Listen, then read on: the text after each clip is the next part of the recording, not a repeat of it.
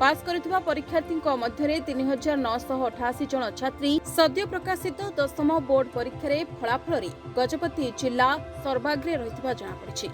गजपति जिलार छात्र छात्री मानकर पास हार 99.31% रहिबा सहित समग्र राज्य में प्रथम स्थान अधिकार करिछि।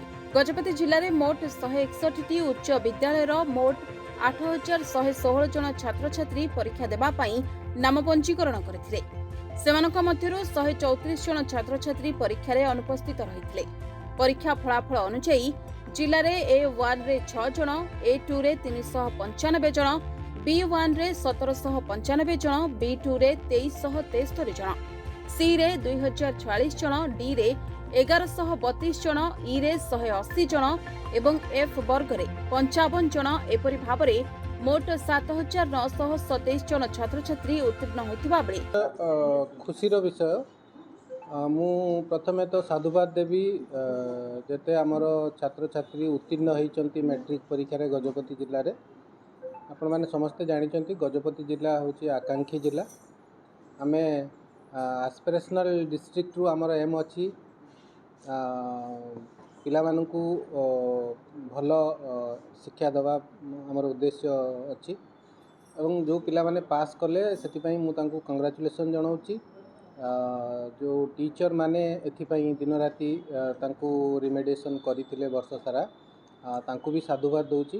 कना टीचर माने यदि प्रयास करि न थांते समानकू सटीक रिमेडिएशन देई न थांते द्वितीय थर पई गजपति जिला स्टेट रे भल परफॉर्मेंस करिछि। 99.31% रिजल्ट हेछि। तो एटा गोटे खुशीर विषय पिला माने सब पास करि गले।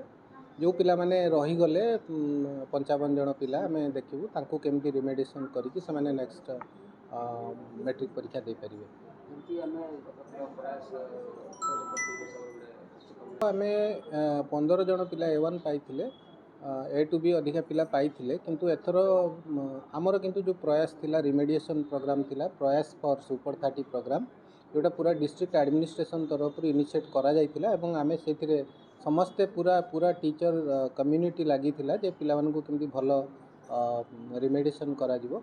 तो से प्रोग्राम आमर सेथिरे आमर उद्देश्य जदियो A1 पाइबा पई नथिला आमे चाहूतलु किछि पिला A1 पाइले आमे जेति की खुशी न होबा यदि बहुत पिला को जो माने लो अचीवर अछंती लेवल ले तांको आमे आइडेंटिफाई करिथिलु। गुडाय मॉक टेस्ट भी करैथिलु वर्ष सारा।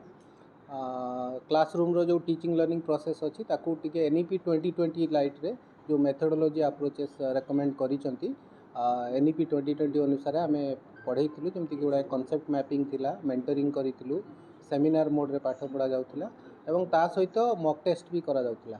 आ हॉस्टल ले जो पिला माने रहउथले रेसिडेंशियल हॉस्टल ले तांको भी मेंटरिंग माध्यम रे पिला टीचर्स माने तांको गाइड करूथले।